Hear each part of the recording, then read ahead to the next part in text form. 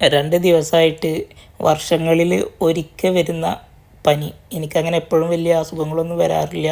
അതന്നെ അൽഹംദുലില്ലാ. പിന്നെയെന്ന് പറയുമ്പോൾ എപ്പോഴെങ്കിലും ഒരിക്കൽ, വർഷത്തിൽ ഒരിക്കൽ എനിക്കൊരു പനി വരും. അത് കൂടി വന്നാൽ 1 2 ദിവസം മാത്രം നിൽക്കും.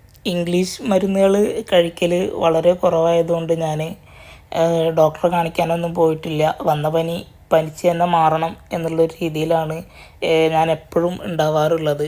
അപ്പോൾ അതുകൊണ്ട് രാവിലെ അങ്ങനെ എണീച്ചപ്പോൾ വീട്ടിലൊക്കെ ആണെന്നുണ്ടെങ്കിൽ ഉമ്മ ചുക്ക് കാപ്പിയൊക്കെ എടുത്ത് തരും.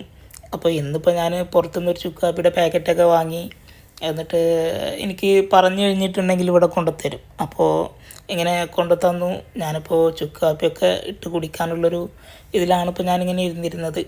ജോലിയിലുള്ള ദിവസങ്ങളിലാണെന്നുണ്ടെങ്കിൽ എൻ്റെ ഈ 2 ദിവസവും പെട്ടെന്ന് തന്നെ പോകും.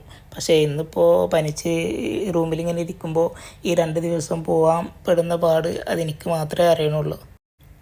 എൻ്റെ ജീവിതത്തിൽ ഞാൻ ആകെ എൻ്റെ ഓർമ്മയിൽ ഒരു തവണ മാത്രമേ ആശുപത്രിയിൽ പോയിട്ടുള്ളൂ. അതൊരു അഹങ്കാരം കൊണ്ട് പറയുന്നതല്ല, അങ്ങനൊരു ഭാഗ്യം എനിക്കുണ്ടായിട്ടുണ്ട്. കാരണം ഇപ്പോൾ എന്താ പറയുക, ഇടയ്ക്കിടയ്ക്ക് പനിയും അതുപോലെ തന്നെ ജലദോഷവും അങ്ങനെയുള്ള തലവേദന, ആ രീതിയിലേക്കുള്ള അസുഖങ്ങളൊക്കെ വരുന്നുണ്ടെങ്കിലും ഒരുപാട് സമയം സ്പെൻഡ് ചെയ്തിട്ടുള്ളത് ഞാൻ എൻ്റെ ആ ഒരു ഓപ്പറേഷന് വേണ്ടിയിട്ടായിരുന്നു. സ്പൈനൽ കോഡിൽ ഒരു ഓപ്പറേഷൻ കഴിഞ്ഞിട്ടുണ്ടായിരുന്നു.